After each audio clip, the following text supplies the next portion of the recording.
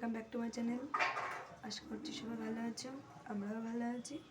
এই যে মা আজকে মাছের ঝোল রান্না করবে, দেখো এই যে মাছ ভাজা হয়ে গিয়েছে, আর এই যে আলু সিদ্ধ করে নিয়েছে। আমাদের আলু সিদ্ধ করেই নেয় যেন সুগারটা না হয়।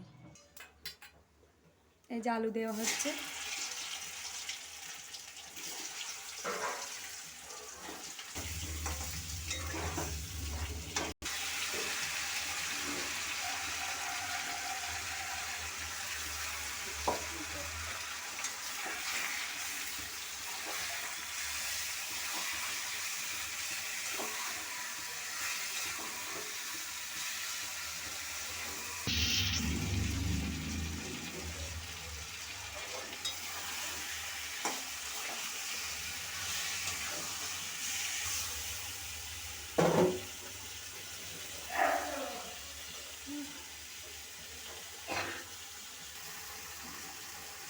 এই যে আলু কষানো হয়ে গিয়েছে, এবার জল দেবো।